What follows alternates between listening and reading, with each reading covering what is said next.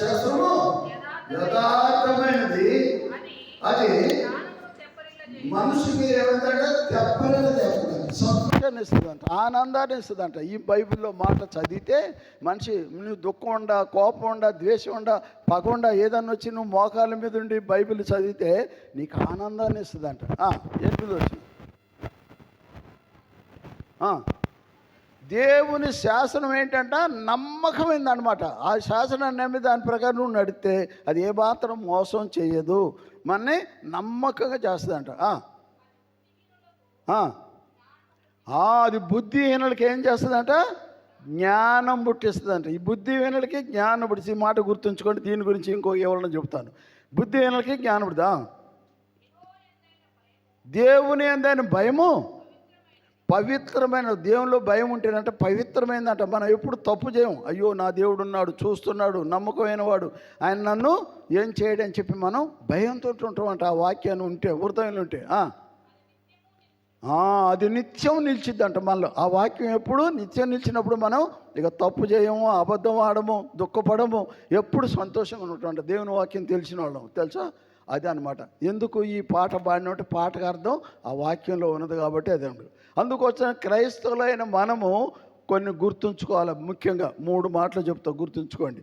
క్రైస్తవులైన మనకి 3 మధు వాక్యము చెప్పండి, మదిలో వాక్యము చెప్పండి, మీరు చెప్పండి. మదిలో వాక్యము, గదిలో ప్రార్థన, వీధిలో సాక్ష్యం.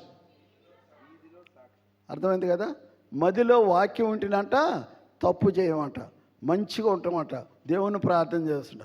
గదిలో ప్రార్థన ఉంటే, గదిలో తలుపు పెట్టుకొని ప్రార్థన చేస్తే దేవుడు మన ప్రార్థన వింటాడంట.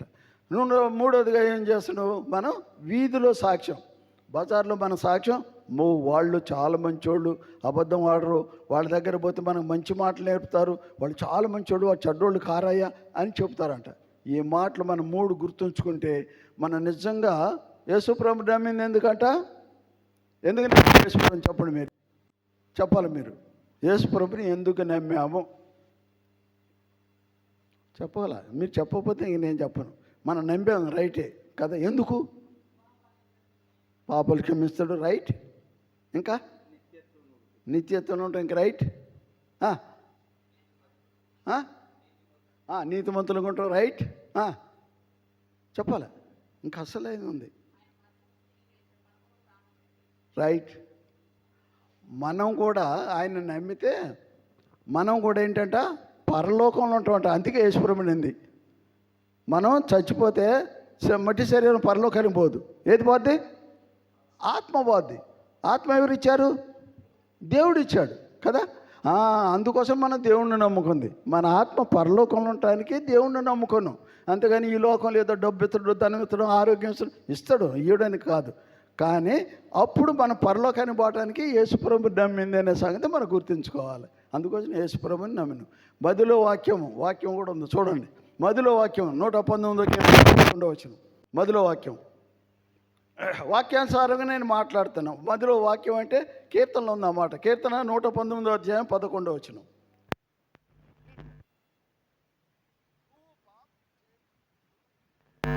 నా హృదయంలో, మన హృదయంలో వాక్యం ఉంచుకుంటాడు, మా పాపం చేయమంట. వాక్యం ఉంది కదా. గదిలో ప్రార్థన, మత్తయి సువార్త 6వ అధ్యాయం 6వ వచనం. మత్తయి సువార్త 6వ అధ్యాయం 6వ వచనం. మదిలో వాక్యము, గదిలో ప్రార్థన. అది మత్తయి సువార్త 6వ అధ్యాయం 6వ వచనంలో ఉంటుంది ఆ మాట.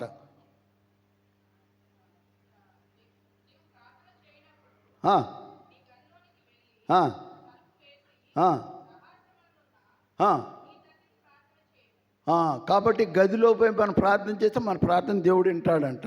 వీధిలో సాక్ష్యం కదా. యోహాను సువార్త 3వ యోహాను సువార్త 3వ యోహాను పత్రిక 3వ యోహాను పత్రిక 3-4 వచనాలు. ఆ పత్రికలో ఉంది 1వ అధ్యాయం. నీవు సత్యమును అనుసరించి నడుచుకొనుచున్నావు కనుక సహోదరులు వచ్చి నీ సత్య ప్రవర్తన చూసి సాక్ష్యము చెప్పగా నీ సాక్ష్యం చెప్పక పలానోళ్ళు చాలా మంచోళ్ళు, వాళ్ళు దేవుని దగ్గర భయం భక్తి కలిగినోరు, వాళ్ళు అబద్ధం ఆడరు, వాళ్ళు మంచివాళ్ళు. అది మన సాక్ష్యం ఉండాలంట. క్రైస్తవులకు ఉండవలసిన 3 లక్షణాలు కదా. ఏంటి అవి 3? చెప్పండి. మదిలో వాక్యము, గదిలో ప్రార్థన, వీధిలో సాక్ష్యం. తెలిసిందా? ఈ 3 ఉంటే మనం నిజంగా ఇప్పుడు పరలోకానికి పోతాం. మనం పరలోకి పోవాలంటే ఈ 3 మాటలు మనలో ఉండాలి. ఎప్పుడైతే ఈ 3 మాటలు మనలో ఉంటాయో అప్పుడు మనం పరలోకి పోతాం, లేకపోతే పోం. సత్యమేనా? అది గుర్తుంచుకోవాలి. యేసు ప్రభువుని నమ్మింది ఎందుకంటే పరలోకానికి పోవటానికి. ఈ మట్టి శరీరం మన్నైపోతే దేవుడు ఆత్మ ఇచ్చాడు. దేవుడు ఇచ్చిన ఆత్మ దేవుని దగ్గరికే పోవాలి. మనందరం ఇంతసేపు ఏడు కూర్చుంటాం, మన గుడిసికే మనమే పోవాలి, మన ఇళ్ళకి మనమే పోవాలి, అంతే కదా. మనకి ఇచ్చిన ఆత్మ దేవుడి దగ్గరికి పోయినాక అక్కడ అడుగుతాడు, నువ్వు ఈ లోకంలో ఏం చేసినావు, అక్కడ లెక్క ఉందన్నమాట. మన లెక్క చెబుతాం. నువ్వు ఎటు తిరిగినావు, ఎటు చూసినావు, ఏం మాట్లాడినావు, ఏం చేసినా అన్ని లెక్క రాసుకొని పెట్టుకుంటాడు. చూసి అడుగుతాడంట. అప్పుడు అక్కడ పోయినాక మనకి సంగతి ఏంటో తెలుస్తుంది. అప్పుడు మనం పరలోకం పోవటం నరకాన్ని పోవటం అనేది అక్కడ తెలుస్తుందంట. 3 మాటలు విన్నాము. మరి 3 మాటలు కూడా చూద్దాం కదా. ఆ 3 మాటలు ఏంటంటే, దేవుడు కొన్ని పనులు చేస్తాడు, ఓకే, మనం కూడా ఆ పనికి సహకరించాలంట. దేవుడు ఏం చేస్తాడు? 3 పనులు చేస్తాడు. ఆ 3 పనులకి మనం మనుషులైన మనము ఆయనకి సాయం చేస్తేనే ఆయన ఆ పని చేస్తాడంట, లేకపోతే చేయడు ఆయన. ఏంటి ఆ పనులు అంటే చూస్తాం మనం కూడా. సరే, ఇంకో మాట కూడా విందాం. యెషయా 50వ అధ్యాయం 5వ వచనం. యెషయా 50వ అధ్యాయం 5వ వచనం. చాలా జాగ్రత్తగా వినాలండి. ఈ మనందరికి చాలా మేలైన మాటలు, ఎవరు చెప్పరు. ఇవి కూడా చాలా దేవుడు ఎందుకు తలంపించాడు కాబట్టి మేము చెప్తున్నాం. 50వ అధ్యాయము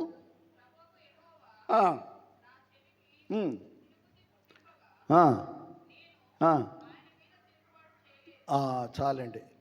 తిరుగుబాటు చేసే స్వభావం మనకుంది. ఆయన ఏమొచ్చాడు, ఆయన అన్ని తప్పులు చెప్తాడు, లేకపోతే ఆయనే సరిగా లేడు, ఆయన బుద్ధి బాగలేదు, లేకపోతే ఆయన నన్ను చూస్తే కోపపడతాడు, లేకపోతే ఇవన్నీ ఉంటాయి కదా. ఇలాంటి బుద్ధి గురించి, మన బుద్ధి మంచిగా కావు, మనుషుల బుద్ధులు మంచివి కావు. ఈ మంచి బుద్ధి కలగటానికి ఆయన అదే అంట, నాకు మంచి బుద్ధి పుట్టించాడు కాబట్టి నేను విన్నా. అది మనం వినాలి. ఏమన్నా చంపని చేయదండి. అది ఎందుకంట చంప చేయి ఎందుకంట? కుంటోడికి ఏది అవసరం?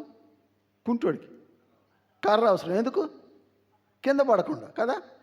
సైతాన్ కంటే చంపని చేయి అవసరం అంట. సైతాన్ అంటే నువ్వు ఇంట్లోనో లే, నిద్రపో, అది సపోర్ట్ అన్నమాట. అందుకోసం చేయదీయమన్నా, ఏమనుకోవద్దు.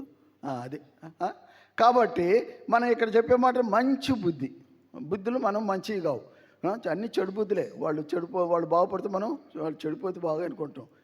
వాళ్ళు మంచిగా కనిపిస్తే అమ్మ చూసిన ఇవాళ పట్టు చీర కట్టుకొచ్చింది అమ్మ కదా, తినడానికే తినలేదు కానీ మంచి బుద్ధి, మన బుద్ధి అసలు ఉంటుంది అనమాట. అందుకోసం ఇక్కడ ఏమంటున్నట్టు మళ్ళీ ఒకసారి చదువుతున్న మాట. యెషయా 50వ అధ్యాయం 5వ వచనం చదవండి.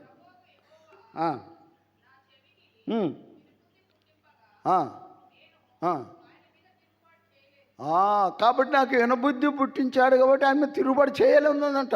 ఆయనకి తిరుగుబాటు చేయాలని వచ్చిండంట.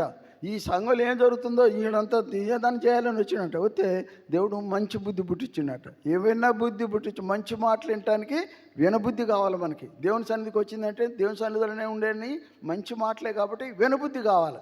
మంచి మాటలు మనం విన్నప్పుడు ఆ బుద్ధి మంచి బుద్ధే వస్తుంది, చెడు మాటలు విన్నప్పుడు చెడు బుద్ధే వస్తుంది. అందుకోసమే నాకు మంచి బుద్ధి పుట్టించిండు కాబట్టి నేను ఆ మాటలు విని సరి చేసుకున్నాను, నేను ఆ మాటలు విని దేవుని నమ్ముకున్నాను, నేను ఆ మాటలు విని చక్కగా బాగుపడ్డాను అని చెప్పేవాళ్ళంగా ఉండాలంట. అది మంచి బుద్ధి అంటే. బుద్ధి కదా ఎవడంటే చెడిపోతే నువ్వే. మేము చెప్పేది చెడా మంచే కదా. మంచి మాటలు వింటే నీకు మంచి జరిగింది, చెడు మాటలు వింటే చెడే జరిగింది. కాబట్టి నువ్వు చెడు మాటలకు ఇష్టపడితే నీ ఇష్టం, మేము కాదంటలేదు. మంచి మాటలు, బుద్ధి ఎలాంటి బుద్ధి అంటే మంచి బుద్ధి కావాలంటే ఏంటని ఈయనే మంచి బుద్ధితో వింటే మంచి మాటలు అనిపిస్తాయి, చెడ్డ బుద్ధితో వింటే చెడు మాటలే కదా. అట్లా ఉంటుంది. అందుకోసం మంచి బుద్ధి పుట్టించాడు కాబట్టి నేను విన్నాను అని చెప్పి మరి యెషయా ప్రవక్త చెప్తుండే. ఇంకేముంటుందా? నిబ్బరమైన బుద్ధి కావాలంట. 1 పేతురు 1వ అధ్యాయం 1 పేతురు 1వ అధ్యాయము 13వ వచనం. ఒకటో పేతురు 1వ అధ్యాయం 13 వచ్చిన. ఇవన్నీ మనకు కావాల్సిన మాటలు, బైబిల్లో నుంచి తెస్తున్నాం మనం, ఒట్టికి కాదు. 1 పేతురు 1వ అధ్యాయము 13 వచ్చిన. ఏం బుద్ధి కావాలంట? నిబ్బరమైన బుద్ధి కావాలంట. మనకి తొందరపడే బుద్ధి వద్దు, అటు ఇటు పరుగులాడి బుద్ధి వద్దు, నిబ్బరమైన బుద్ధి కావాలంట. నిబ్బరంగా కూర్చోవాలి, హాయిగా వినాలి, నిబ్బరంగా కూర్చోవాలి, నిబ్బరంగా తినాలి, హాయిగా తినాలి, అట్లా నిబ్బరమైన బుద్ధి. చదవండి 1 పేతురు 1వ అధ్యాయము 13 వచ్చిన. నీ మనసు అనే నడుము కట్టుకొని నిబ్బరమైన బుద్ధి గలవారై దేవుడు ప్రత్యక్షమైనప్పుడు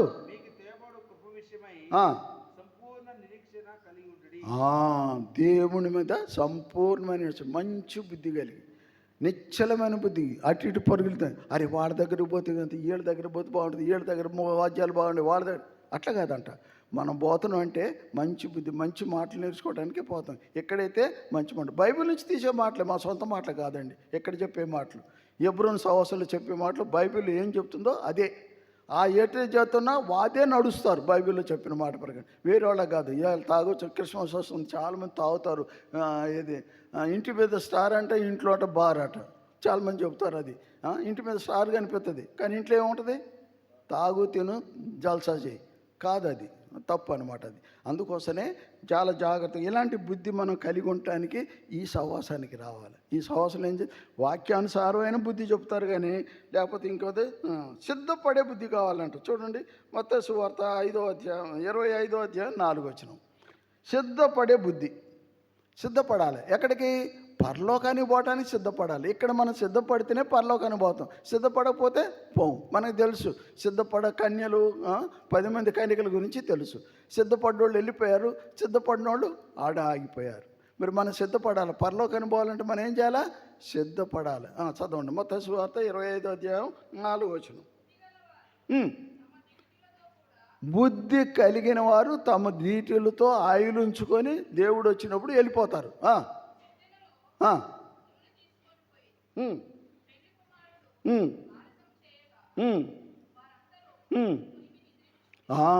కొంతమంది ఏం చేశారు? సోమవారం పోతు మునికి నిద్రపోయారంట. ఆయన వచ్చాడు, మేలుగుతుంటున్నాను తీసిపోయాడు. మంచి బుద్ధి వాళ్ళు ఏం చేశారంటే సిద్ధంగా ఉన్నారు దేవుడు వస్తాడని చెప్పి. కాబట్టి ఆ బుద్ధి మనకి ఉండాలి. మంచి బుద్ధి కలిగి ఉంటే పరలోకంలో ఉంటావు, చెడు బుద్ధి ఉంటే పరలోకానికి పోవు. అందుకోసమే లోబడే బుద్ధి కావాలంట. సామెతలు 15వ అధ్యాయం. లోబడే బుద్ధి కావాలి. నువ్వేందా నాకు చెప్పేది, నేను తెలియకాలని, చదువుకున్నాను, అందగాని, బలవంతుని అని అనకూడదంట. మంచి బుద్ధి గల వాళ్ళు ఏం చేస్తారంట? అది చెప్తారు. చూడండి, చదవండి. లోబడే బుద్ధి 15వ అధ్యాయం, సామెతలు 15:5. సామెతలు 15వ అధ్యాయం 5వ వచనం.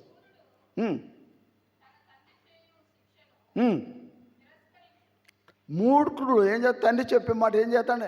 పోవాయ, నువ్వే నాకు చెప్తావు, నీకేం తెలుసు అని, నువ్వు పాత మనిషి, నీకేం తెలుసు, నాకు ఇప్పుడు బాగా తెలుసు, నాకు అంత తెలుసు, నేను కొత్త ఉండి కాబట్టి కదా. ఇవన్నీ చెడు మాటలు అన్నమాట. అందుకోసం ఆయన అంటాడా, తండ్రి చెప్పే మాటకు లోబడి ఎన్నవాడు ఏం చేస్తాడు?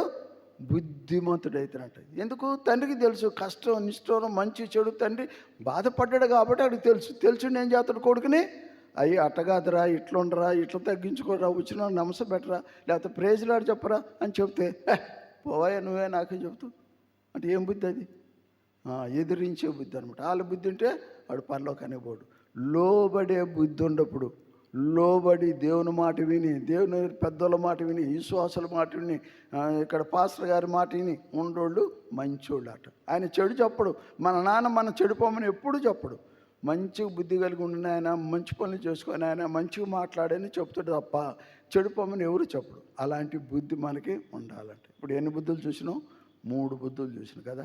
3 4 బుద్ధులు చూసినాం. ఇలాంటి బుద్ధి కలిగి ఉన్నప్పుడు మనం పరలోకంలో ఉంటాం. కాబట్టి అది చూడాలి. అందుకోసమే యేసుప్రభుల వారు ఇంకో మాట కూడా చెప్పాడు, దేవుడు చేసే పనికి మనం సహాయంగా ఉండాలంట. దేవుడు చేసే పనికి మనం సహాయంగా ఉండాలంట. చూడండి లూకాసు వార్త 5వ అధ్యాయం 4-5 వచనాలు చూడండి. లూకాసు వార్త. ఈ మాటలన్నీ మన హృదయంలో మనం దాచుకుంటే దేవుని కొరకు వచ్చినప్పుడు దేవుళ్ళో మనం ఉండే వారంగా ఉంటాం. అందుకోసమే మనకి అలాంటి బుద్ధులు అవసరం ఉంటాయి. లూకాసు వార్త 5వ అధ్యాయము 4వ వచనం నుంచి చదవండి. ఆయన బోధించుట చాలించిన తర్వాత నీవు దోణి లోతునకు నడిపించి చేపలను పట్టుకు మీ వలలు వేయడని యేసు ప్రభువారు ఏం చేశాడు, లోపలికి పోయించి చేపలు పట్టడానికి లోపలికి పోయండి వల వేయండి అని చెప్తాడు యేసు ప్రభువారు.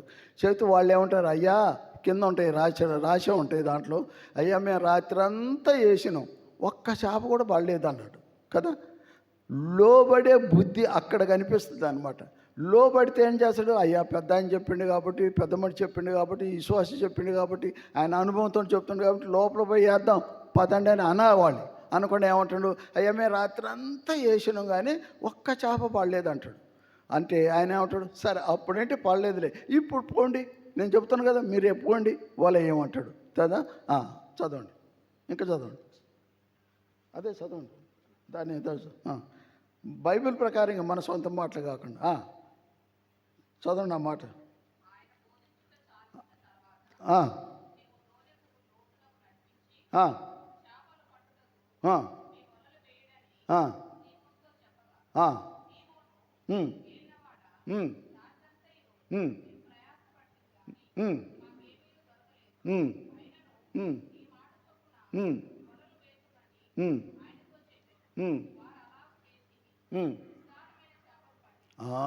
అప్పుడు ఏం చేస్తారు, మంచి బుద్ధి కలిగి స్వస్థబుద్ధి కలిగించి ఆయన చెప్పిన మాటకు లోబడి వలేశారు. అయితే విస్తారమైన చేపలు పడ్డాయంట. చూసినా లోబడి బుద్ధి అది అన్నమాట. ఒకళ్ళు చెప్పితే లోబడితే బాగుపడతారు, మేలు జరిగిద్ది అది అనమాట. అందుకోసం మనం ఏం చేయాలా, వల వేయాలి. వల ఏ వల వేయాలా, వాక్యం అనే వల వేయాలి ఇతరులకి. మీ పక్క అమ్మ ఉంది, ఆమె దగ్గర అమ్మ యేసుప్రభు మంచి దేవుడు అమ్మ, మంచి మాట చెప్తున్నాడు, మన పరలోకి తెచ్చిపోతున్నాడు, నువ్వు అట్లా ఒక్క వాక్యం వేసి రా అంతే. ఆ మిగిలిన పని ఎవరు చూసుకుంటారు, దేవుడు చూసుకుంటాడు, నువ్వు కాదు. నువ్వు అంటావు నేను చెప్పబట్టి ఆమె వచ్చింది మందిరానికి, కాదు దేవుడు ఆ పని చేసిండు కాబట్టి ఆమెలో మందిరానికి వచ్చింది. కాబట్టి మనం ఏం చేయాలంట, వలయ్యాలా, అది దేవుడు చెప్పేమాట. నీ పని నువ్వు చెయ్యి, నా పని నేను చేస్తున్నట్టు దేవుడు. మరి దేవుడు ఇప్పుడు ఇక్కడ వచ్చి చెప్పడు కదా. దేవుడు ఏం చేశాడు, ఒకప్పుడు దేవదూతలు ఉన్నారు. ఏమన్నారు, దేవదూతలు వచ్చి మరియమ్మ దగ్గరికి వచ్చి, అమ్మ నువ్వు గర్భం ధరిస్తూ నీకు పిల్లగాడిని పుడతాడని చెప్పింది. ఎప్పుడు, దేవదూత కదా అప్పుడు. ఇప్పుడు దేవదూతలు లేరు, మనమే దేవదూతలు అంట. అందుకోసం దేవుడు మనకు అప్పచెప్పాడు, మీరు వెళ్ళి వాక్యమైన వల వేసేయండి అన్నాడు. మనం ఏం చేయాలంట, వాక్యమైన వల వేయాలి. అప్పుడు దేవుడు కార్యం చేస్తాడంట. దేవుడు కార్యంలో మన పని ఏంటంటే వల వేయటం, అంటే వాక్యం చెప్పటం మన పని. అది దేవుడి గురించి చెప్పే మాటలు మనం చేయాలంట. అప్పుడు దేవుడు ఆయన పని ఆయన చేస్తాడంట. అందుకోసం ప్రియమైన వాళ్ళ అక్కడ వల అంటే అర్థం ఏంటంటే వాక్యం అనే వల వాక్యానికి వలకి మూడు పెట్టాడు. ఆ వాక్యాన్ని మనం చెప్పినట్టయితే వాళ్ళు రక్షించబడతారు, మన సంఘానికి వస్తారు. అప్పుడు మన సంఘం పెద్దగా అయింది తెలుసా. రెండవదిగా చూద్దాం, యోహాను సువార్త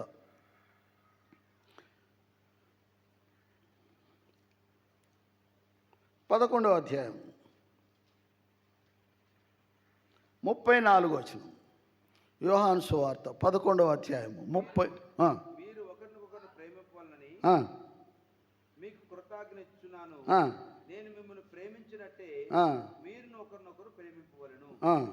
మీరు ఒకరినొకరు ప్రేమింపగలవారని ఎడల దీన్ని బట్టి మీరు నా శిష్యులందరూ తెలుసుకుందరు. కాబట్టి ఇక్కడ ఏం జరిగిందంటే, అక్కడ ఒక ఏం మాట చెబుతున్నారంటే, రాయి తీయమని చెబుతున్నారు. మీరు సరి చదవండి 11:39. 34 కాదు 30. రాయిని తీసివేయడని చెప్పగా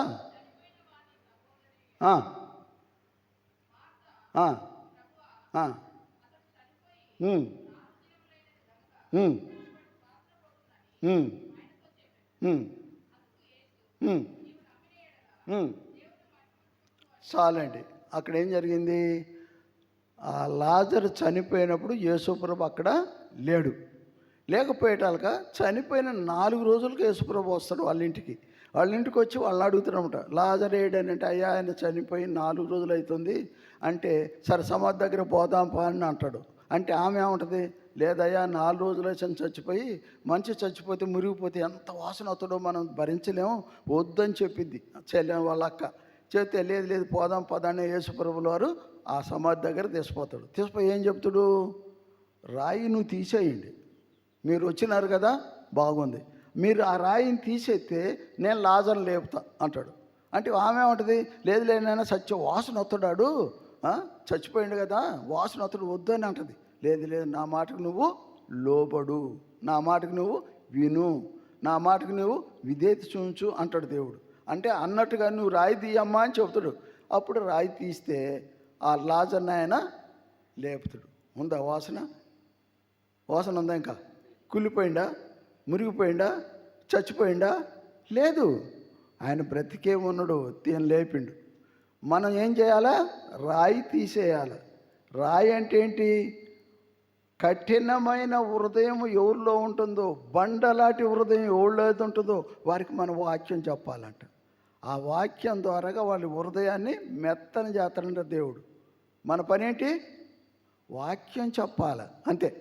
నువ్వు వాక్యం చెప్తే వాళ్ళ హృదయం మెత్తగా ఇద్దట. కఠిన హృదయమైనా బండ హృదయమైనా మెత్తగా ఇద్దట. అది దేవుడు చెప్పేది అంటే నువ్వు బండను తీసేయి అంటే వాళ్ళ హృదయంలో కఠినమైన హృదయాన్ని తీసేస్తే ఈ మాట వాళ్ళు వింటారు. నువ్వు పోయి చెప్పు, నా పని నేను చేస్తానంటాడు దేవుడు. మనం చెప్పాలి ఏంటి? వాక్యం చెప్పాలి. అది అప్పుడు ఆ రాయి తొలగించినట్టు, వాడి కఠినమైన హృదయాన్ని రాయిని తొలగించినట్టు మెత్తనైన హృదయం నుంచి దేవుడు ఆ కార్యం జరిగించి మన దగ్గరికి తీసుకొస్తాడు. 2 మాటలు అయింది కదా. మొట్టమొదటితో ఏం చెప్పిండు? వలేయమన్నాడు. రెండోసారి ఏం చెప్పిండు? రాయి తీయమన్నాడు. మూడోసారి ఏం చెప్తుండో చూద్దాం. యోహాను సువార్త 2వ అధ్యాయం 7-8 వచనాలు. యోహాను సువార్త 2వ అధ్యాయము 7-8 వచనాలు. ఆ బాణలు, అక్కడేం బాణలు ఉండేవో మనకు తెలుసు.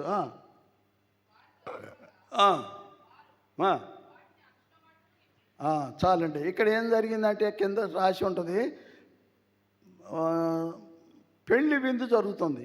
పెళ్లి విందు జరిగే కానాను పెళ్లి జరుగుతున్నప్పుడు కానాల్లో మరి బాణలో నిండా నింపితే ఆ నిండంతా ద్రాక్షరసం అయిపోయినాక వాళ్ళ అమ్మ ఏం చెప్పిద్ది, అయ్యా ద్రాక్షరసం అయిపోయిందంటరా, మరి దాని ద్రాక్షరసం చూడంటే అమ్మ ఇంకా నాకు సమయం రాలేదు, సమయం వచ్చినప్పుడు నేను చేస్తాలే నువ్వు పో అని చెప్తాడు.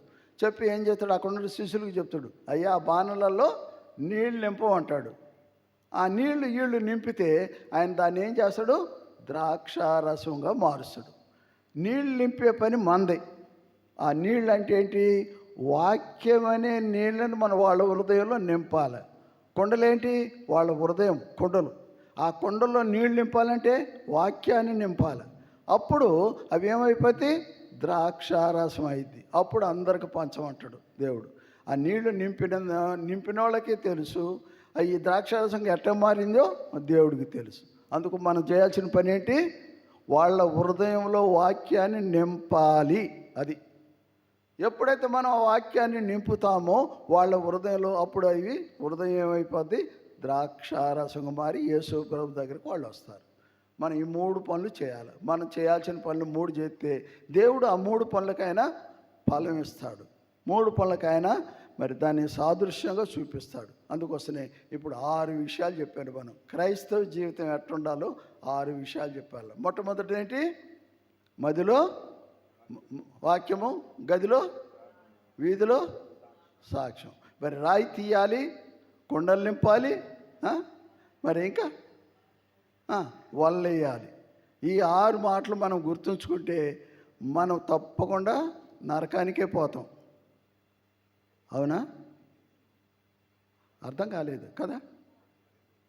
నరకానికి పోతాం, పరలోకానికి పోతామా? పరలోకానికి పోతామని నేను అన్నదేంటి? నరకానికి పోతా అంటే లేదు పరలోకి పోతాను మీరు చెప్పాలి. ఎప్పుడు? మీకు అర్థమైనప్పుడు. అంటే ఇప్పుడు అర్థం కాలేదు, ఇవి అర్థమైంది అన్నట్టుగా. అర్థమైందా?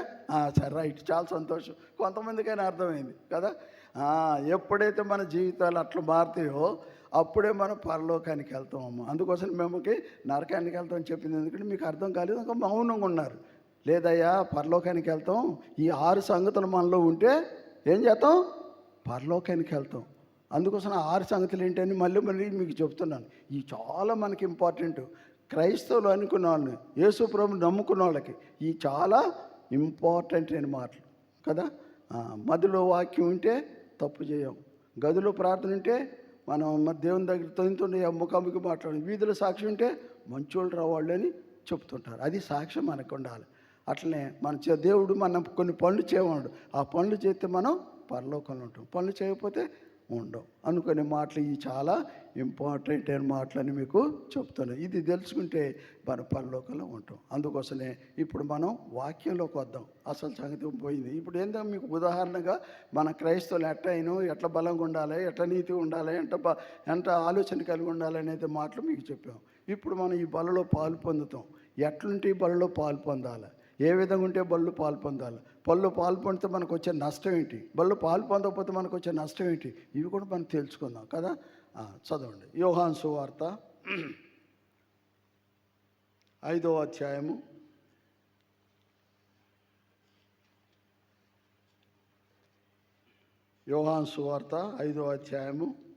35వ వచనం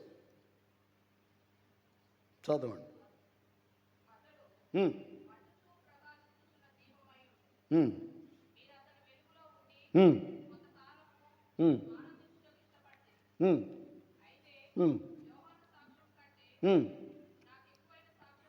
చాలండి. ఈ మాటలు దేవుడు మనకి దీవించి ఆశీర్వించేటట్టు ప్రార్థన చేసుకుందాం. ప్రార్థన అంటే మోకాళ్ళ మీదకి రావాలి. రైటా?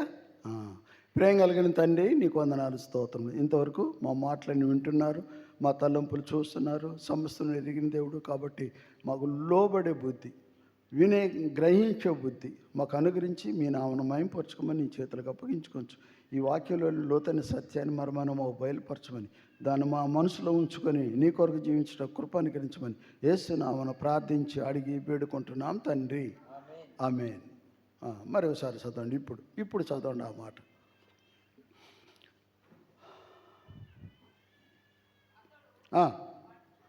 అతడు మండుచు ప్రకాశించు దీపమై మండాలంట. మనం సండే వారం కాదు, మనం ఇవాళ ఏం వారం? సండే వారం. సండే వారం కాకుండా మండే వారంగా ఉండాలంట. యేసు ప్రభు కొరకు మనం ఎట్లుండాలా? మండే వారంగా ఉండాలి, ధైర్యంగా ఉండాలి, కోపం వచ్చేటట్టు ఉండాలి. నా యేసు ప్రభు గొప్ప దేవుడు అని చెప్పే వారంగా ఉండాలి. అది మంట అంటే. యేసు ప్రభు నుంచి చెప్పాలనే మంట మనలో ఉండాలంట. అది దేవుడు అంటాడు, మండే హృదయం మనకి కావాలి. మండాలి, కానీ కాల్చటం కాదు, కొట్టడం కాదు. మండేది మండితే వెలుగు, మండితే కొవ్వొత్తి మండిస్తాం కదా, అది ఏం చూపిస్తుంది? వెలుగు చూపిస్తుంది. అట్లా మనం మండాలి. యేసుప్రభు గురించి మనం మండాలి, కానీ వెలుగు చూపించాలి. ఇంకోటి, యేసుప్రభు నిజమైన దేవుడు, యేసుప్రభు సృష్టికర్త అయిన దేవుడు. యేసుప్రభు ఒక్క మాటతో సమస్తం చేశాడు. అన్నీ చేసిన తర్వాత మనిషిని మాటతో చేయలేదు. ఎట చేశాడు? మట్టి తీసుకున్నాడు, ముద్ద చేశాడు, ఆయన పోలిక చొప్పున బొమ్మ చేశాడు. ఆ బొమ్మలో ఆయన ఏం చేశాడు? ఊదాడు కదా. ఆత్మని ఊదటంతో మనం ఆయన పోలికైన, మన దేవుడు లాంటి పోలిక మంది. అందుకోసమే ఆయన చెప్పాడు, అది మండే హృదయం. మన హృదయం ఎట్లుండాలంట? యేసుప్రభుని సువార్త చెప్పాలి, యేసుప్రభు నుంచి చెప్పాలి, యేసుప్రభుకి వీళ్ళని తీసుకురావాలి, యేసుప్రభుని వాళ్ళని తీసుకురావాలి అని ఆతృత ఉండాలంట మనకి. ఆ ఆశ ఉండాలంట మనకి. అబ్బా, ఇవాళ చక్కటి బిర్యానీ చేశారు, ఇవాళ ఇంట్లో తినాలని ఆశ ఉండాలంట కదా. వాసనకే తినబుద్ధి అయింది. అట్లనే యేసుప్రభు కొరకు మనకి మండే హృదయం అంటారు. సండే వారం, సండే అంటే ఆదివారం వాళ్ళం కాదు మనం. మండే వారం సువార్త చెప్పేవాళ్ళం, దేవుని చూపించేవాళ్ళం, దేవునితో ఐక్యపరుచుకునేవాళ్ళం. ఎట్లుంటే ఇట్లుంటుందని చెప్పేవాళ్ళం. మనం చచ్చిపోతే నరకానికి పోతాం, నరకంలో మంట కాలుతాం, అమ్మో అయ్యో మొత్తుకోవాలి, అక్కడికి వద్దు, పరలోకానికి పోదాం రండి అని చెప్పేవారంగా ఉండాలంట మనం. అందుకోసం మనం మందిరానికి వస్తున్నాం. అందుకోసమే మండే వారంగా ఉండొద్దు, మనం సండే వారంగా ఉండదు. ఆదివారం వచ్చి మళ్ళీ ఆదివారమే కదా. ఇంకా మధ్యాహ్నం కూడికలు మనకు అవసరం లేదు అని ఉంటే వాళ్ళుగా ఉంటాం. అట్లా కదంట, అన్ని కూడికలు రావాలి. మనం రోజుకి ఎన్నిసార్లు తింటాం? 3 సార్లు కదా. 3 సార్లు రోజుకి తింటాం. దేనికోసం? శరీరం కోసం. ఏమేమి తింటాం? శరీరం కోసం. ఏమేమి కావాలా? రుచి కావాలి కదా. చేపలు మీరైతే ఏంటన్నారో తెలియదు, కానీ నేను యేసుప్రభుని నమ్మనప్పుడు ఎర్దినవాడిని తెలుసా? ఒక ఆదివారం వచ్చింది చాలు, ఈ ఆదివారం తలకాయ మాంసం, ఇంకొక ఆదివారం చేపలు, ఇంకొక ఆదివారం మాంసం, ఇంకొక ఆదివారం కాళ్ళు బోటీలు, కాళ్ళు తలకాయలు. ఇన్ని రుచులు తింటే మనం దేనికోసం? శరీరం కోసం కదా. ఆత్మ కోసం దేవుడు మనకు వారానికి 3 రోజులు పెట్టాడు. ఆత్మల కోసం వారంలో 3 రోజులు పెట్టాడు. ఏంటి అది? ఆదివారం ఒకటి బైబిల్ స్టడీ. బైబిల్ స్టడీ ఏంటంటే బైబిల్లో ఉండే లోతైన మర్మాలు, లోతైన సత్యాలు, బలమైన మాటలు ఏడానే బైబిల్ స్టడీ ఉంటుంది. అట్లా ప్రార్థన కూడిక. ప్రార్థన కూడిక అంటే అందరిని కోసం మనం ప్రార్థన చేయాలి, భారం కలిగి ప్రార్థన చేయాలి. ఆత్మలు నశించిపోతాయి, నరకాన్ని పోతాం. నేను ఎట్లయితే పరలోకాన్ని పోతాం, నా దేవుడు, నా స్నేహితులు, నా బిడ్డలు, నా కొడుకులు, నా అల్లుళ్ళు, నా చుట్టాలు, నా బంధువులు అందరూ కూడా నరకానికి పోవాలి. అంతేనా? ఎక్కడ పోవాలి మరి? అది ఆ భారం, అది మండే హృదయం అంటే అదే అన్నమాట.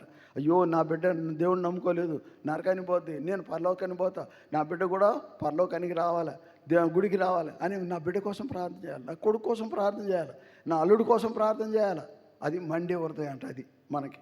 అలాంటి హృదయం కలిగిన వారు మనం ఉంటే ఈ మందిరాన్ని ఏం చేస్తాం? ఖాళీ చేసేస్తాం. ఖాళీ చేస్తాం, నింపుతాం. నింపాలి. అది నింపే హృదయం మనకు కావాలి, మండే హృదయం మనకు కావాలి. దోని బయలు చెప్పాలి, మనం కరపత్రాలు ఇవ్వాలి. అది మండే హృదయం. సండే వాళ్ళం కాదు మనం కదా. సండే వస్తే సండే కాదు, సండేకి రావాలి, బైబిల్ స్టడీ రావాలి, ప్రార్థన కూడికి రావాలి. ప్రార్థించేటప్పుడు ఎంత బలం అంటే దేవుని మందిరంలో ప్రార్థిస్తే ఎంత బలం అవుతుందో తెలిసిందా? ఆ బలం దేవుడు మనకి ఇస్తాడు. ఈ మాట ద్వారాగా వేరేళ్ళకి చెప్పని చెబుతాడు మనతోటి. నువ్వు వాళ్ళ దగ్గర పోయి చెప్పు, నేనున్నా కదా అని అంటాడు. అప్పుడు మనం పోయి చెప్పినప్పుడు వాళ్ళు వస్తారు. అట్లనే మన మందిరం నిండింది. అట్లా మా ఆవిడ కూడా మేము డ్యూటీ పోయి స్కూలు, మేము డ్యూటీ పోయేంత వరకు ఉండేది. అట్లా తర్వాత ఇక ప్రభుని ప్రార్థన చేసి, ప్రభా నేను ఎవరింటికి పోమంటావు, అగో పలానా ఇంటికి పో అని చెప్తే వాళ్ళ ఇంటికి పోయేది. వాళ్ళతో పోయి అమ్మ మీరు ఏం కూర చేశారు, నీ చీర బాగుంది, నీ రైక బాగుంది, నీ జడ బాగుంది, నీ జుట్టు బాగుంది అన్నీ చెప్పేది. చెప్పిన తర్వాత ఏం చెప్పేది అంటే ఇవన్నీ రావటానికి కారణం ఎవరు? యేసుప్రభు అని చెప్పేది. అప్పుడు యేసుప్రభు నేను అట్ట ఉంచబట్టి నువ్వు అట్ట అందంగా ఉండు, యేసుప్రభు నీకు ఆ జుట్టు ఇచ్చింది కాబట్టి ఆ జుట్టు అట్ట వచ్చింది, ఇవన్నీ చెప్పుకుంటా వాళ్ళని యేసుప్రభు దగ్గరికి తీసుకొచ్చేది. రండి పోదాం రండి, ఇలాంటి మాటలే నీకు చెప్తారు, మందిరానికి పోదాం రండి అని చెప్పి మందిరానికి రోజు రండి అని చెప్పేది. అట్లా చెప్తే వాళ్ళ ఇంట్లో ఏదైనా ఉంటే బగారాన్ని వండటం బెస్ట్, మరి గుత్తి వంకాయ కూర ఉంటే చాలా మంచిది వండింది. మా ఇంటి పక్కన ఒక కమ్మోళ్ళు ఉన్నారు, సినిమా హాల్ నడిపిస్తారు వాళ్ళు. వాళ్ళ దగ్గర పోయి ఆయన అంటాడు, ప్రార్థన ఉన్న పిల్లకి వచ్చి ఆ బిర్యానీ వండించమ్మా, మంచిగా వండిద్దామా అని చెప్పేవాడంట. అట్లా అది ఎక్కడి నుంచి వచ్చింది? దేవుడిచ్చాడు ఆ జ్ఞానం. అందుకోసం దేవుడు చెప్తాడు, మనం పోయి చెప్పాలంట వాళ్ళకి. అందుకు ఒట్టుకుండి ఇంట్లో ఒట్టుగా తగాదులు పెట్టుకుంటా, భర్తతో భార్యతో పిల్లలతో తగాదు పెట్టుకుంటూ ఉండకూడదట. అటు పోయి చెప్తుంటే దేవుడు మనని ఆశీర్వదిస్తాడు. అప్పుడు మన సంఘాన్ని నింపుతాడు, మన కుటుంబం కూడా మంచిగా ఉంటుంది. అప్పుడే మన కుటుంబ సాక్ష్యం ఎట్లుంటుంది? వాళ్ళు చాలా మంచోళ్ళు అయ్యా, దేవుని దగ్గర పోతారు, వాళ్ళు చెడు మాటలు మాట్లాడరు అని చెప్పి మన సాక్ష్యం ఉంటుందట. అందుకోసం ప్రియమైన వాళ్ళారా, ఈ మధ్యాహ్న సమయంలో మనం దేవుడు ఏంటంటే మీరందరూ సండే వచ్చేవారే కాదు, మండే వారుగా ఉండాలంట. మంట రావాలంట మనకి, దేవుని గురించిన ఆశ, ఆకలి. అట్లుండేటప్పుడు మనం దేవునికి వేరే వాళ్ళకి మాటలు చెప్తాం, మన ఇంట్లో ప్రార్థన చేస్తాం. ప్రార్థన ఎప్పుడైతే ఉంటుందో అప్పుడే మనం మండే వారంగా ఉంటాం, అప్పుడే మన ఇతరులకి వెలుగు చూపించడం. మన దేవుడు వెలుగు కదా, ఆయనలాగా మనం కూడా వెలగాలి అని చెప్పి దేవుని ఆశ ఉంటుంది. అందుకోసం నీ కొరకు నా కొరకు 2025 సంవత్సరాల క్రితం ఈ లోకానికి వచ్చి ఆయన మండిపోయాడు, అంత కాలిపోయాడు నీ కోసం నా కోసం. మండి ఆయన ఏం చేసాడు? వెలుగుని చూపించాడు. అందుకోసమే రేపు క్రిస్మస్ వస్తుంది, స్టార్ కదా, వెలిగే దేవుడు మనదుడు. కాబట్టి ఆ మాటలు మనం గుర్తుంచుకుంటే మన దేవుడు ఎలాంటి వాడు మనకి అర్థమైంది. మరి మండే వారంగా ఉండాలి కానీ సండే వారంగా ఉండకూడదట. ఇంకో మాట చదువుదామా? కీర్తనలు 39:3. కీర్తన 39:3.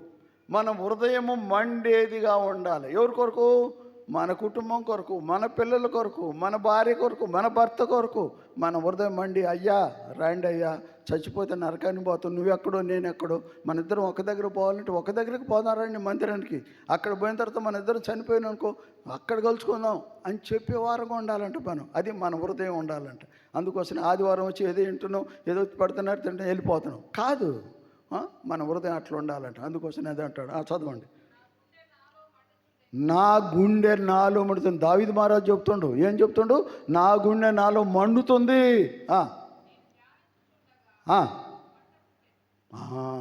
వాక్యాన్ని ధ్యానిస్తుందంటే ఆయనకు మంట పుట్టిందంట.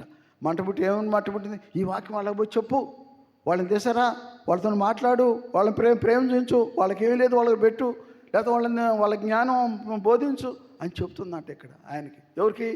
దావీదు మహారాజుకి. ఆయన అంటాడు, నా గుండె మండుచుండెను. మంట రావాలంట మనకి. అయ్యో మేము పోయి నలుగురే కనిపిస్తున్నామే, మా మందిరం ఇంకా ఎక్కువ మంది రావాలి అని చెప్పి నువ్వు పక్కింటికి పోయి, పక్క వాళ్ళ దగ్గర పోయి వినేవాళ్ళకే చెప్పాలి, ఎన్నోళ్ళకి కాదండి. మాకు వదిలిపోవంటే చెప్పొద్దు వాళ్ళకి, కావాలన్న వాళ్ళకి చెప్పండి, వినేవాళ్ళకి చెప్పండి. మీరు వింటున్నారు కాబట్టి నేను చెప్తున్నాను, మీరు వినకపోతే నేను చెప్పను కదా. అట్లా అనమాట, మన గుండె మండుచుండ. ఇక్కడ ఆయన దావీదు మహారాజు అదే అంటాడు. మరొకసారి చదవండి. నీ మాట నోరారగా పలకాలంట, దేవుని మాట.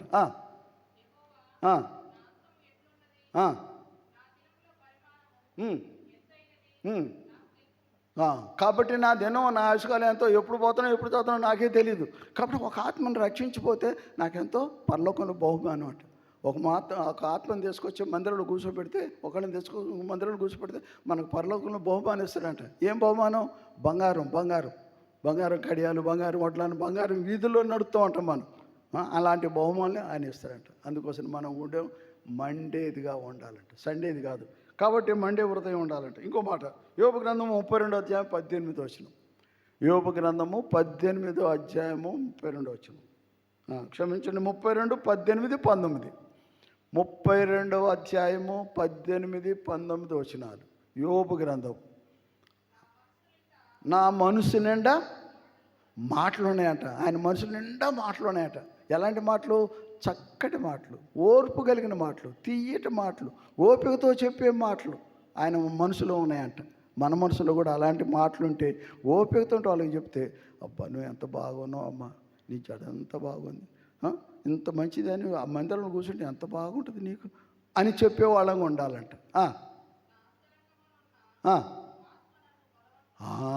మన అంతరంగంలో ఉంది ఒక ఆత్మ ఉంది, అది మన బలవంతం చేస్తుందట. ఏమని? పోయి చెప్పు అంటాడు. నాకే తీరిక ఉందలే, నేను వంట చేయాలా, పిల్లల్ని చూడాలా, వండాలి, తినాలి, పొద్దుపోతుంది, అక్కడ పోలే ఇవి అంటాం. కానీ ఆమె పోయి చెబుదామని రాదు మనకు మనసు కదా అని అంటాడు. అంతరంగంలో మనసు అంట మండుతుందంట. కాబట్టి ప్రియమైన వాళ్ళారా, మన ఆత్మ అట్లా మండేదిగా ఉండాలంట. 19వ వచనం.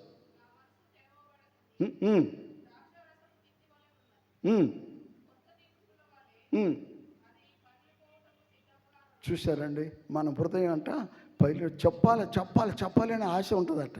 కానీ చెప్పకపోతే పగిలిపోతే లాస్ అయిపోయా. మన హృదయం పగిలిపోయిందంటే ఇక మనం బతికినట్ట చచ్చినట్ట, అంతే కదా. అందుకోసం చెప్పాలి అట్లా ఉండాలంట మన హృదయం దేవుని కొరకు. అందుకోసమే ప్రియమైన వాళ్ళారా, ఈ మధ్యాహ్న సమయంలో దేవుడు మనతో మాట్లాడుతున్నాడు. మన హృదయం ఎట్లుండాలంట? సండే హృదయం కాదు, ఆదివారం హృదయం కాదు, మంది మండే హృదయం, వెలుగిచ్చే హృదయం, వెలుగు చూపించే హృదయం, దారి చూపించే హృదయం. అలాంటి హృదయం కలిగి మనం ఉండాలంట. అదే అనేక సార్లు నేను చెప్తుంటాను. ఇర్మియా గ్రంథము 20వ అధ్యాయము 20వ అధ్యాయము 9వ వచనం. ఇర్మియా గ్రంథము 9వ అధ్యాయం 20వ అధ్యాయం 9వ వచనం. ఇర్మియా గుండె కూడా అట్లే మడుతుందంట. ఇర్మియా ప్రవక్త చెప్తున్నాడు, చదవండి.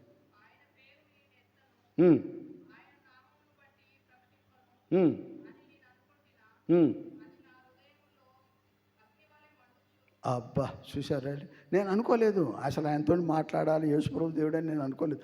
కానీ నా హృదయం చేసి యేసుప్రభు దేవుడు అని చెప్తుంది అని చెప్పి, ఆ మండే హృదయం ఏం చెప్తుందంటే యేసుప్రభు అని అందుకో, తెలుసుకో, గ్రహించు, ఆయన దగ్గర పో అని చెప్తుందని ఇర్మియా ప్రవక్త చెప్తున్నాడు. కాబట్టి మన హృదయం అలా ఉండాలంట. అందుకోసం ఈ మధ్యాహ్న సమయంలో మన దేవుడు ఎలాంటి వాడు, ఏం చెప్తున్నాడని మనం గ్రహించినట్టయితే మనతో దేవుడు ఉన్నాడనే సంగతి మనం మర్చిపోవద్దంట. అందుకని మనం సండే వారం కాదు, ఆదివారం క్రైస్తవం కాదు, ఎప్పుడు వెలుగిచ్చే క్రైస్తవం అన్నమాట. ఎప్పుడు చెప్పాలని ఆశ కలిగిన వారంగా ఉండాలంట. మంచి కూర, మంచి భోగం, బిర్యానీ తినని ఎట్లా ఆశ ఉంటుందో ఇతరులకు చెప్పాలని ఆశ మనకే ఉండాలట. అది దేవుడు చెప్తున్నాడు. నువ్వు సండే వారం కాదు, ఈ రోజు నుంచి అయినా, ఇప్పుడు కొత్త సంవత్సరం రాబోతుంది, ఈ సంవత్సరం మనం తీర్మానం చేసుకుందాం. అయ్యా నేను ఇంతవరకు పాత సంవత్సరంలో 2025 సంవత్సరంలో నేను ఎవరికి చెప్పలేదు, ఈ మాటల ద్వారా నువ్వు నాతో మాట్లాడావు, కాబట్టి నేను ఈ రోజు నుంచి ఒక తీర్మానం చేసుకుంటున్నా, నన్ను క్షమించని చెప్పి క్షమాపణ అడిగితే ఆయన క్షమిస్తాడు. అప్పుడు మనం ఏం చేస్తామంటే ఈ కొత్త సంవత్సరంలో ఏం చేస్తాం, మండే హృదయంతో చెప్పాలి చెప్పాలి చెప్పాలి చెప్పాలి, అరే వీళ్ళు కలిసి చెప్పాలి, వాళ్ళకి చెప్పాలి, మా అత్తకి చెప్పాలి, కోడలు చెప్పాలి, వదిలి అందరికి చెప్పాలి అనే ఆశ మనలో ఉండాలి అని తీర్మానం చేసుకోవాలి. మనం ఆ తీర్మానం చేసుకుంటే దీంట్లో రొట్టెలో పాలు పొందితే మనకి మంచిది, మనకి లాభం, మనం ఆత్మలు తీసుకొస్తాం. అప్పుడు దేవుడు సంతోషిస్తాడు. దేవుని సంతోషపెట్టాలంటే మనం తప్పు చేసిన తప్పుని క్షమాపణ అడిగి మంచి చేయటానికి ప్రయత్నం చేస్తే అప్పుడు మనకి సంతోషం వస్తుంది, క్షమాపణ దొరికిద్ది. కొత్త సంవత్సరం మనలో మార్పు వస్తుంది, మనలో మార్పు రావాలి, మన మనసులో మార్పు రావాలి. అప్పుడే బలం మార్పు అంటే బయటికి ఏదో పౌడర్ అరిచేంత పౌడర్ పెట్టుకుని నేను ఎర్రంగా అనిపించాలి, అది కాదండి. మనం ముఖంలో దేవుడు మనలోకి వస్తే మన ముఖంలో వెలుగు వస్తుందట. నువ్వు నల్లగా ఉండగానే ఎంత అందంగా కనిపిస్తావో తెలుసా? యేసుప్రభు మనలో ఉంటే మన ముఖం కూడా పౌడర్ రాసుకోకుండా అవసరం లేదు, అప్పుడు మనం అందంగా కనిపిస్తామంట. మీరు చూడండి, హృదయపూర్వక మనుషులు తెచ్చుకోండి, మీ ముఖాలు ఎలా ఉంటాయి, కలకలగా ఉంటాయి, ఏ కష్టం వచ్చినా ఏ బాధ వచ్చినా.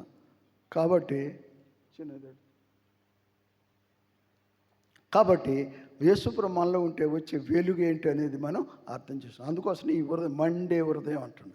అప్పుడు మనకి వచ్చే జ్ఞానం ఏంటో అర్థం ఏంటో మనకి తెలిసిపోద్ది. అందుకోసమే ఇంకా ఇలాంటివి చాలా మాటలు ఉండి మనం చూసుకుందామా? అట్లే చూడండి, యేసుకేలు గ్రంథము 3:14. మన హృదయం ఎలా ఉండాలి, మన మనసు ఎలా ఉండాలి, మనం ఎలా ఉండాలి అని దేవుడు మన పదే పదే హెచ్చరిస్తున్నాడు. ఈ సంవత్సరంలోనైనా ఇకనైనా కొత్త సంవత్సరం అవుతుంది, అప్పటిదాకా మనం బ్రతుకుంటే ప్రభువా నన్ను బతికించు, నేను నూతన సంవత్సరంలో నూతన ఆత్మతో, నూతన శక్తితో, నూతన బలంతో నేను సువార్త చెప్తాను, నీ సొంత మందిరంలోకి చాలామంది తీసుకొస్తాను అని ఒక తీర్మానం చేసుకొని ఈ బలలో పాలు పొందాలట. ఆ తీర్మానం లేకపోతే మనం అంతకంతగా స్థిరమైన మనసు, స్థిరమైన బుద్ధి, మనం చదివాను కదా ఇందాక, స్థిరమైన బుద్ధి ఎప్పుడైతే ఉంటుందో అప్పుడు మనం స్థిరంగా ఇతరుల్ని మన ప్రభు సన్నిధికి తీసుకొచ్చే వారంగా ఉంటాం. అందుకోసమే క్రైస్తవ జీవితం ఎప్పుడు ఉండాలంట, బండేదిగా ఉండాలంట. క్రైస్తవ జీవితం ఎప్పుడైనా మంచి సలహాలు ఇచ్చేదిగా ఉండాలంట. క్రైస్తవ జీవితం ఎప్పుడైనా వెలుగు చూపి ఇది మంచి మార్గం చూపించేదిగా ఉండాలంట. అందుకోసం ప్రియమైన వాళ్ళారా, ఈ మధ్యాహ్న సమయంలో దేవుడు మనందరితో మాట్లాడుతుండు. అలాంటి మనసు, అలాంటి హృదయము, అలాంటి బుద్ధి మనం కలిగి ఉండాలని ప్రభు మనకి ఎన్నో మాటలు చెప్తున్నాడు. ఇలాంటి మాటలు మనం నేర్చుకొని ప్రభు నెమ్మడిచ్చినట్టయితే అప్పుడు మనం పరలోకంలో ఉంటాం. మనందరికి పరలోకం పోవాలని ఇష్టమా, నరకానికి పోవాలని ఇష్టమా? పరలోకానికి పోవటానికే మనం కూర్చున్నాం ఇక్కడ కదా. ఈ లోకం శాశ్వతం కాదు. బుడగ లాంటి జీవితం, అంగడి లాంటి జీవితం, బజార్ లాంటి జీవితం కదా. ఇవాళ కూరగాయల బజార్లో ఇక్కడ పెడతారు, రేపు ఇంకో చోట పెడతారు కదా. అలాంటి అంగడి ఈ రోజు వరకే ఈ అంగడి, రేపు ఇక్కడ ఈ అంగడి ఇక్కడ ఉండదు. అట్లనే మనం కూడా ఈ లోకంలో శాశ్వత జీవితం కాదు మంది. ఎంతకాలం మనం మహా బతికితే 110 సంవత్సరాలు బతికిన అనుకోండి. ఇప్పుడు నాకు 80 సంవత్సరాలు, ఎందుకు లాభం ఉంది? ఇలాంటి ఆత్మలు ఏం చేసి వెళ్ళిపోయినా. కాబట్టి నేను 8 సంవత్సరాలు బతికిన లాభం ఉంది. కాయకి అంటే 1000 సంవత్సరాలు బతికిద్ది అంటే ఏమో కావు అంటుంది, అంతే కదా. కానీ కాయకిని గురించి కూడా నేర్చుకోవాలి. దేంట్లో ఉంటుంది చెప్తాడు, బైబిల్లో ఉంది. కాయకిని గురించి కూడా కాయకా కాదు, అది ఒక ఏలియా ప్రవర్తక ఆయన సహాయం చేస్తుంది. అది కానీ మాంసం అంటే చాలా ఇష్టం దాని. చీమల గురించి కూడా బైబిల్ రాసి చీమల గురించి నేర్చుకో అంటాడు. వాటికి రాజుండు, చెప్పేవాడు, తండ్రి ఉండు, అవి ఒక లయ్యంతో పోతుంటాయి. వాటిని చూసి నేర్చుకోండి అంటాడు. మనం ఇంత పెద్ద మనుషులం, ఇంత తెలియగలవాళ్ళం, ఇంత అందగాలం అయినప్పుడు కూడా చీమల దగ్గర పోవాలంట కదా. కాబట్టి ప్రియమైన వాళ్ళు ఈ మధ్యాహ్న సమయంలో దేవుడు మనందరితో ఉన్న కొద్దిమంది అయినా చాలు, నలుగురిని తీసుకురావడానికి ప్రభుని అడగాలి, ప్రార్థన జీవితం ఉండాలి, వాక్యాన అనుభవం ఉండాలి. అప్పుడే మనం ప్రభు దగ్గరికి పరలోకానికి వెళ్తాం. దానికోసం మనం మండే హృదయము ఉండాలి అనే సంగతి గుర్తించాలి. మండాలి. సండే వారం కాదండి. ఒక ఆదివారం వచ్చి ఆదివారమే కనిపెడతాం, మళ్ళీ వేరే వారాలు కనిపించాం కదా. అట్లయితే మనం పరలోకానికి పోనే పోం, అది పక్కా.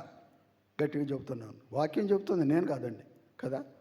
అలాంటి హృదయం ఉండి బాగా ప్రార్థన చేయాలి. ప్రభా మా సంఘం కొద్దిగా ఉంది, మా సంఘాన్ని ఇంకా లేపండి, ఇంకా అనేకలను తీస్తానండి, వాళ్ళకి మేము ఎట్లా చెప్పాలనో చూపించని చెప్పాలంట. నువ్వు దేవుడు అంటాడు, నువ్వు ఒక్క అడుగై నీకు 10 అడుగులు సాయం చేస్తానంటాడు. మనం అక్కడే అన్నాం. ఇంకో మాట కూడా చూడండి, యేసుకేలు గ్రంథము 2వ అధ్యాయం 1వ వచనం. యెహెజ్కేలు గ్రంథము 2వ అధ్యాయం 1వ వచనం. నువ్వు చక్కగా నిలబడి నరపుత్రుడా, మనందరం నరులు దేవతలు, మనందరం నరులమే. కాబట్టి మనం ఏమంటున్నావు, నువ్వు చక్కగా నిలబడేయా,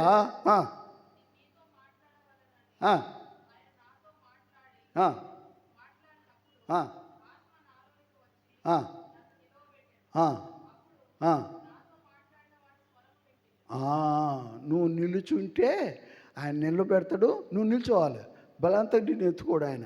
నువ్వు నిల్చుంటే అప్పుడు నీతో మాట్లాడతాడంట. మాట్లాడిన స్వరం నువ్వు వింటావట. అప్పుడు అంటాడు. అది అప్పుడు 3వ అధ్యాయం 22వ వచనం. యెహెజ్కేలు 3వ అధ్యాయం 22వ వచనం.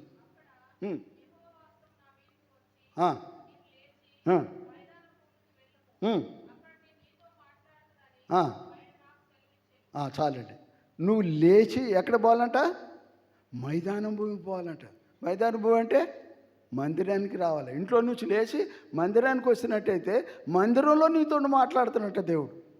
ఇప్పుడు మాట్లాడుతుండా లేదా మీతోటి? దేవుడు మాట్లాడుతుండా లేదా? నువ్వు లేచి మందిరానికి వస్తే అప్పుడు నీతో నేను మాట్లాడుతున్నట్టు అంటాడు. ఏం మాట్లాడతాడు? చదవండి. అప్పుడు మందిరానికి వచ్చి అప్పుడు నీతో మాట్లాడతాడు. మాట్లాడి నిల్చోబెడతాడు. చదవండి. ఇంకొంది.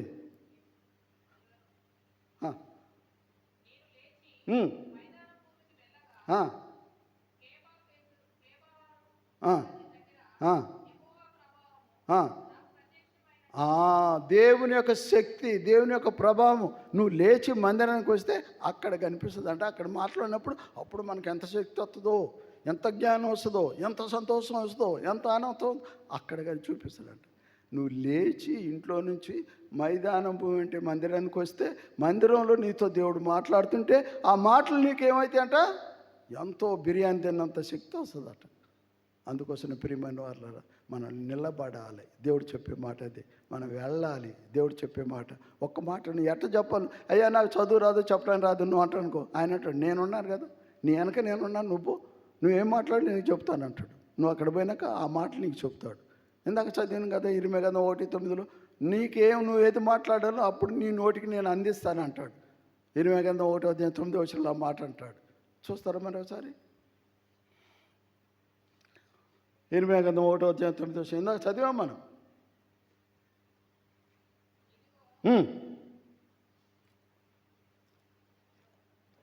చదవండి.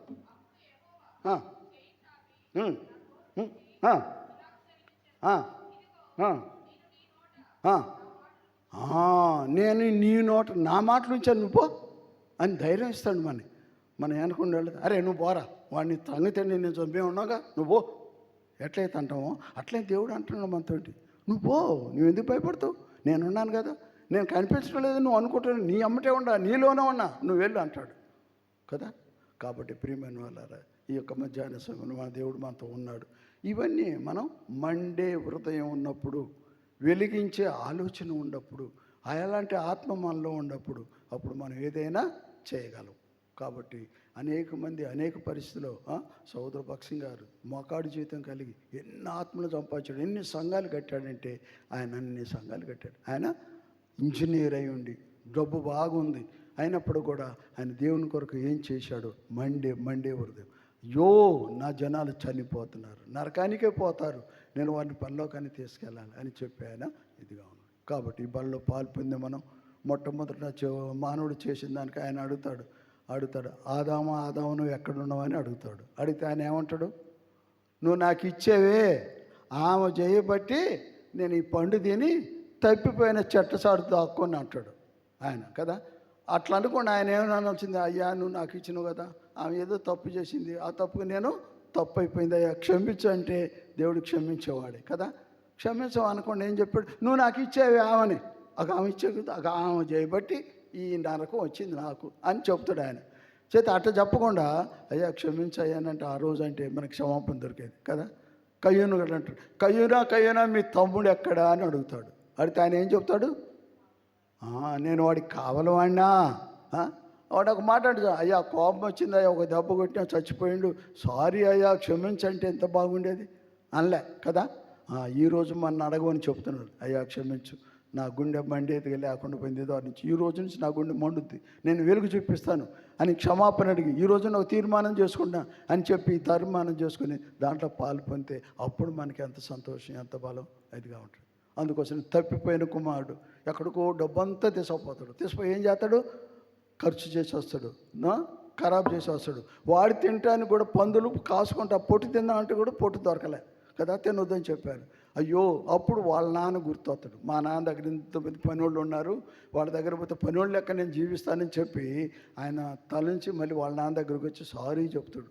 అప్పుడు దేవుడు ఇప్పుడు అదే అడుగుతాడు, నువ్వు ఎంతకాలం చెప్పలేదు, ఈరోజు సారీ చెప్పు, క్షమాపణ అడుగు, దేవుడు నీకు క్షమిస్తాడు. అప్పుడు నువ్వు నూతన సంవత్సరం నూతన ఆత్మతో నూతన బలంతో ఆరోగ్యంగా సంతోషంగా ఆనందంగా నీ ముఖం కలకల్లాడుతూ ఉంటుంది. దేవుడు చెప్పే మాట అది. కాబట్టి ఆయన్ని మన హృదయంలో చేర్చుకొని యోగ్యనితుల బల్లో పాలు పొందాలని ప్రభుపేట మనం చేస్తున్నాం. ప్రభుత్వం లేఖన భాగాన్ని మనకి అనేకమే ఉన్నాయి. ఒకేసారి చెప్తే మనం ఏమవుతాం? ముందు చెప్పిన మాట జ్ఞాపకం, వెనక చూడడం మర్చిపోతాం కదా. అట్లా లేకుండా ఈ కొన్ని మాటలైన మనం జాగ్రత్తగా మనం మండే వారం ఉండాలి, సండే వారం కాదు. అందుకు మన బుద్ధి ఎలా బుద్ధి ఉండాలని? స్థిరమైన బుద్ధి ఉండాలి, చదివే బుద్ధి ఉండాలి, మందిరానికి వచ్చే బుద్ధి ఉండాలి, మందిరంలో పనిచేసే బుద్ధి ఉండాలి, మందిరానికి ఇతరులను తీసుకొచ్చే బుద్ధి ఉండాలి. ఇది ఇన్ని కలిగి మనం ఉన్నప్పుడు అందుకోసమే మదిలో వాక్యం, గదిలో ప్రార్థన, వీధిలో సాక్ష్యం ఉండాలి. కొండలు నింపే వారంగా ఉండాలి, వల వేసే వారంగా ఉండాలి, బండ తొలగించే వారంగా ఉండాలి కదా. ఇవన్నీ చేసినప్పుడు దేవుడు అప్పుడు మన ఏం చేయాలనో అది చేస్తాడు. అంత ధనవంతులు అవుతాం, అంత గొప్పవాడు అవుతాం, అంత మంచి పేరు వస్తుంది మనకి. సారీ. కాబట్టి ప్రియమైన వారు గుర్తుంచుకుందాం, ఆ ప్రకారం నడవాలని ప్రభుపేట మనం చేస్తున్నాం.